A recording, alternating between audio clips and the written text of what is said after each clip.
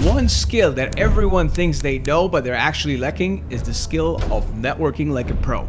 And as an 8-figure Muslim entrepreneur, I have mastered this skill over the years, and it has allowed me to make millions and scale my businesses. Today in this video, I'll show you the exact blueprint on how to successfully network as a Muslim entrepreneur. And at the end of the video, I'll give you 3 killer moves that you can implement right now and bank. Let me ask you something. How many people do you know? They say that they are always networking, but somehow their bank account still stays the same. Because in reality, they think networking is all about shaking hands, exchanging business cards, and trading some small talks. But in reality, that's not how networking works, and they're losing out on real money. Hi, my name is Sam Amin, a broke immigrant from Bangladesh. I moved to the States when I was 16. I don't come from a family of elite connections, but I was still able to make meaningful relationships, network with industry leaders that allowed me to scale my businesses and make millions over the years. Today, I'm going to show you guys how to turn every handshakes into profits, and more importantly, how to build meaningful relationships that pay you dividends over and over and over again. So let's get started. Look, we have all heard the saying that you have to give, and give before you ask. We all know that. But where we suffer is we don't know actually how to give, especially if we're trying to network with high-level people. Let's say I'm a guy that makes $50,000 a year, and I need something from someone who makes $250,000 a year. How am I going to give something to them? Because they have everything that I need to take from them. So how do I go about giving? It's easier to say give, and then ask, but how do you actually do that? So I'm going to share with you guys a formula that I think will completely drastically change your mindset when it comes to networking, and you'll know exactly how to add value, how to give, and ultimately how to make the most out of their relationship. So let's get started, guys. So the formula is, in short, it's care. So it's going to be easy to remember because networking is all about truly caring for people. And once you do that, the formula of reciprocity kicks in, right? Once you give trust to people, you're going to get trust back. When you give character to people, you're going to get character back. When you give out anything to people of value, you are going to eventually get it back. So let's crack the formula of reciprocity. And this is what I want you guys to remember. Care. C-A-R-E. Let's dive deep into that. First rule we need to follow to create reciprocity mentality is C, which stands for character. Okay? So let me ask you, what do you think when you hear the word character? What does it mean to you? What it means in the game of networking, in the game of building relationships, is integrity, showing trust, being unselfish. So when you are networking with a high-level person, very important, let me tell you guys, the person, when they share a good news with you, when they share a strategy with you, they are looking right through your eyes. They're piercing right through your eyes. And if they see a little bit twitch of what's in it for me, that $1 million question that most people have, what's in it for me? Okay? When they can sense that, when they can feel that, they will no longer share any good news, any of their wins with you. They'll stop feeling uncomfortable. So be unselfish with people. Have integrity, okay? Show things, show facts that they can verify. For example, if I say, yeah, my swimming pool is 11 feet long, 10 feet deep, there's no way for them to verify. And if I keep throwing things like that, there's no way I can build that trust. But if I say, yes, in my house, I have a front yard, I have a backyard, I have beautiful grass in my backyard, we go and chill. It's easier to believe that there's grass in the backyard, right? The grass is green, I chill with my kids. So you have to, when you're talking with people, you have to give out facts that they can verify. And you cannot have that look in your eyes and in your face, what's in it for me? You have to be unselfish. And in this day and world, the good news, guys, the good news is we are lacking people with character. So if you just do small things, it will stand out exponentially because many people are not doing that. And I'll throw you another quick example. So I was having this business meeting with a marketing agency owner, okay? And that marketing agency owner, so we had one meeting and we had a follow-up meeting the week before. So in the first meeting, he had, it's made a soft commitment that, hey, I'll get you on 2 of these podcasts so you can spread your brand, spread your message. I'll get you in those podcasts, or I'll get you a confirmation before our next meeting. But he said it very lightly, and I did not really count on him for that. And it's not part of our written contract that he's going to do that for me, right? But out of his goodness, he mentioned that, okay? But in his mind, he had made a soft commitment.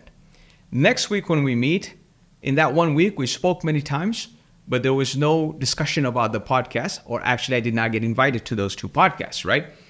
So when I meet him the next week, I completely forgot about it because this is not something I'm expecting from him. This is not part of the contract, but he did mention it to me. So before we could even sit down for our next meeting with coffee, the gentleman tells me, hey, Sam, I have to apologize to you first. I said, for what, man? He said, well, I told you last week I'm going to get you in these 2 podcasts. Those people have been traveling and they have not responded to me yet. So I'm still waiting and I'm sorry I could not, get it done. I was mind blown because you don't get that. And maybe when you look at it, it's not even all that. It was a very simple thing. Before he even started the next meeting, he wanted to clarify all the commitments he had made in the previous meeting. It could be very well a soft commitment. But because nobody does that in current world, it stood out for me. That's the show of character. And that's the first formula or the first letter, first step we need to do when we want to build, again, what? Meaningful relationships. We need to show character. And the last thing on the point of character, be generous, man. If you're parking your car on the valet and when the driver brings it back to you, give them tips, okay? When you order food and they deliver it to your house, give them tips. When you go to a restaurant and when you eat and they serve you well, you're dining, you're enjoying with your family, had a beautiful experience, give them tips. Be generous, okay? Not that you're networking, let's say with the server, not that you're networking with the delivery driver, but just being in that character mode. Remember, how you do anything is how you do everything.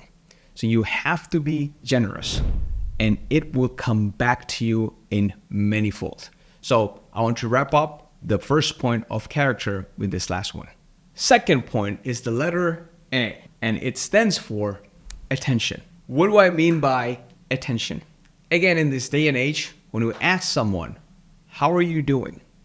We don't even pay attention to their response, okay? We're not interested.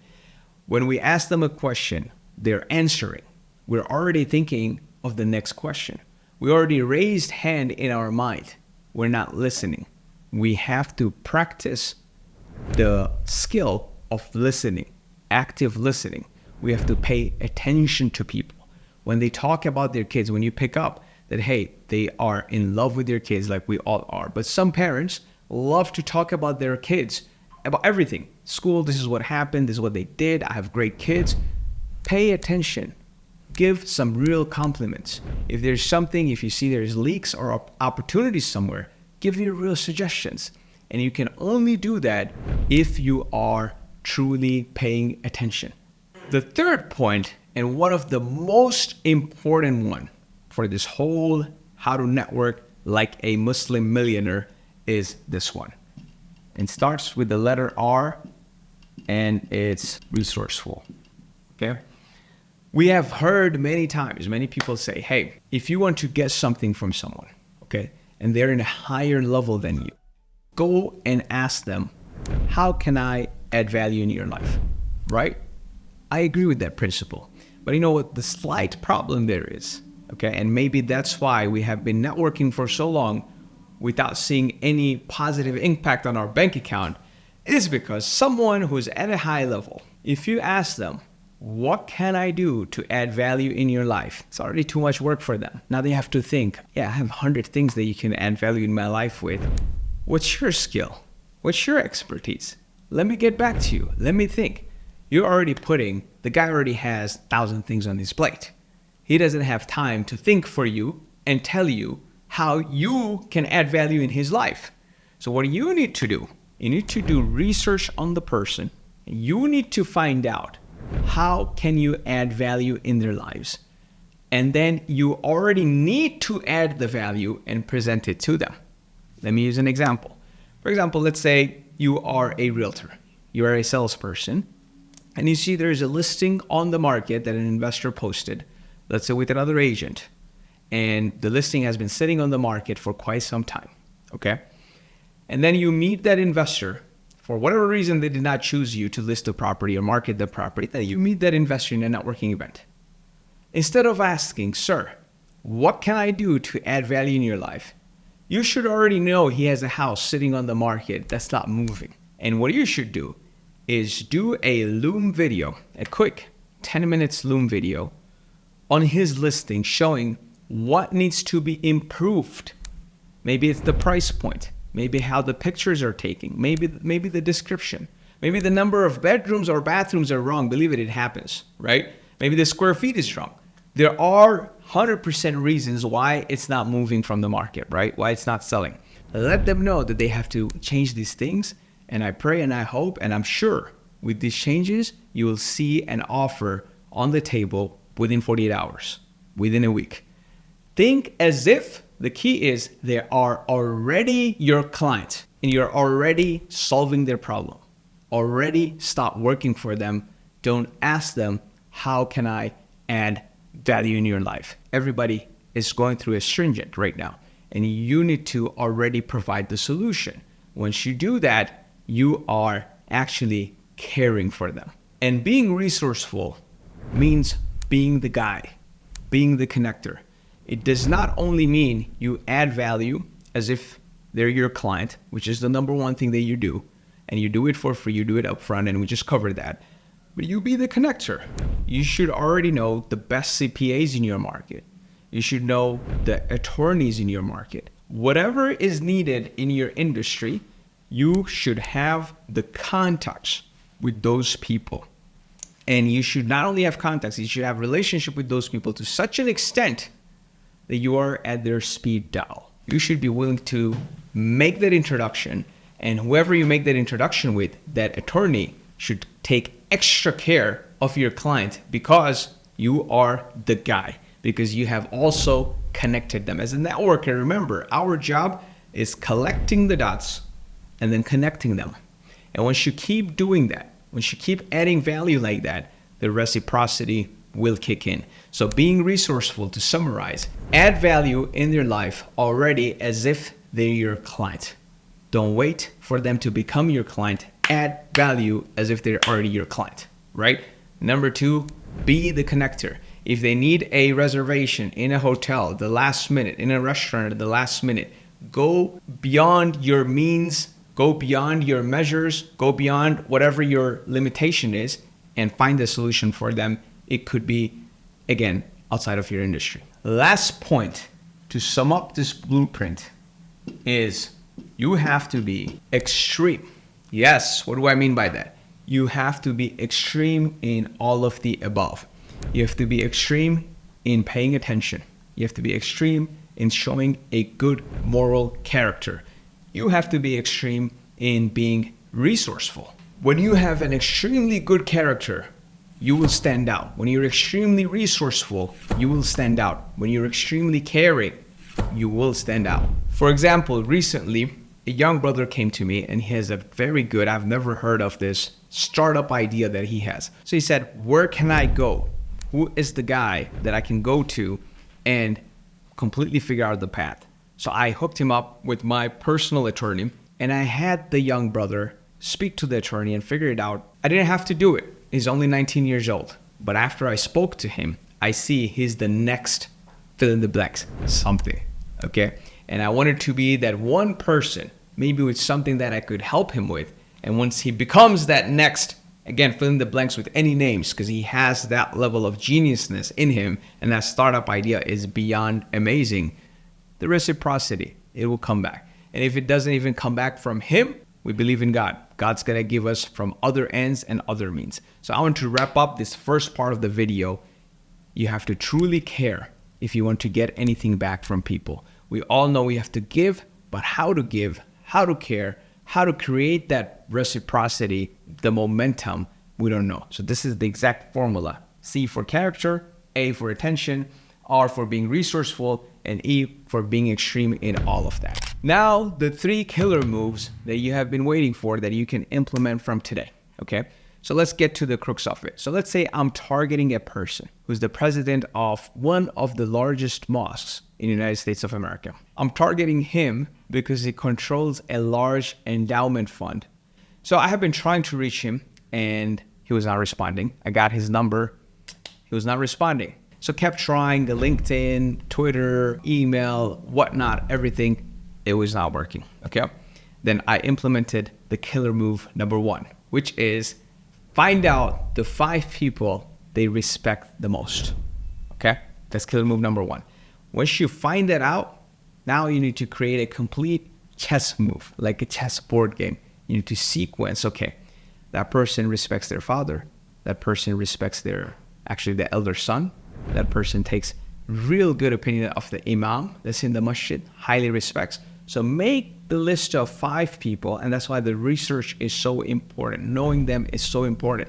Once you find that, you actually approach those people. Because those people, even though this influential person respects these people a lot, they might not be as influential as him, right? So they might not be as busy as him. But for whatever reason, again, it could be their parents, their mentor, the imam, the spiritual leader. For whatever reason, they respect those 5 guys a lot. But those 5 guys are easier to get to. You'll probably have better access to them. So get access to these 5 people. Get in their good books. Then they will make the introduction to this person you're targeting. And it has worked for me wonders. It has worked for me magic. And I'll share more of this magic with you guys as we go along in the video. Killer move number 2. Have someone who they know and who you also know, have that person make a group text introduction, okay? And all of these, again, goes back to the reciprocity, adding value. Why would that person make that introduction, okay? I'll give you guys an example. So one of the largest in the world, actually, Muslim wealth fund, I won't give away the name. They invest into Sharia compliant stocks. They have their own ticker symbol and everything. You guys might know which company I'm talking about. So for that company, back in 2018, again, guys, goes back to the formula. You cannot ask, how can I add value for you? Figure it out and already add it for them, okay? I saw what the company's vision is. I trusted in the leader's mission and his zeal to accomplish that. And what the axe he's looking to solve is raising capital so he can get to that mission, right? I raised over $2 million for that company. And over the years, then I became a shareholder in that company. And through that one connection, and because I added the value, I cannot tell you guys how many people I got introduced to. And it's unbelievable. Based on the 2 million capital that I raised for them, I think I personally have already made above 7 figures. And that 2 million I did not personally give. I just made the connections. Then I personally, in return, made 7 figures for myself through the network, through the Rolodex of contacts they opened up for me. So again, killer move number 2, have someone they respect who you're trying to reach, and have someone you respect or they respect you, have that middle person make the introduction. But again, goes back to the formula. Why would someone do that for you? You need to have been adding value in people's life, okay? Move number 3. And if you don't do this move, then everything else that I have just told you, nothing's going to work. And I see so many people doing all the work, front loading all the work, then they come back, why am I not seeing results? It's because they don't have this move, which is follow up. Follow up is the name of the game. Money is in the follow up. So you could be throwing these large networking events. You could be doing everything right that I just told you. You could be truly caring for them. You're showing character. You're giving them attention. And you're like, man, this guy's a leech. I gave all these resources, but I got nothing back. Well, how could you get anything back? You never followed up. You went to this mastermind, you spent all the money. So many people came to you because they loved the value that you provided, the energy you brought to the table. Then you guys left. Then you never followed up because you got busy with your old money. Remember, old money is going to always keep you busy. And that's for another topic, another video. how to manage the old money, how to actually build a team, how to scale a team that can handle the old money. And you as the hunter, you as the eagle, you as the lion, your sole job is hunting for new money. Okay? And once you hunt for that new money, you need to have a proper follow-up system. They need to put them through.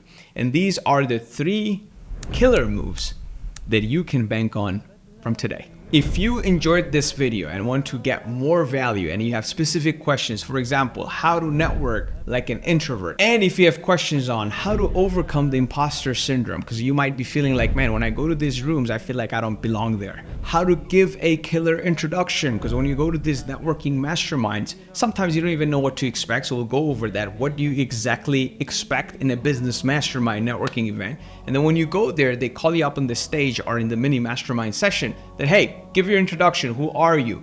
How to give a killer introduction and grab all the attention. So they come to you afterwards, be like, hey, we want to be in your league. What are you up to? Tell us, instead of you going through each of them. How do you keep up with the trends in the modern world so you can strike engaging conversation, and so much more.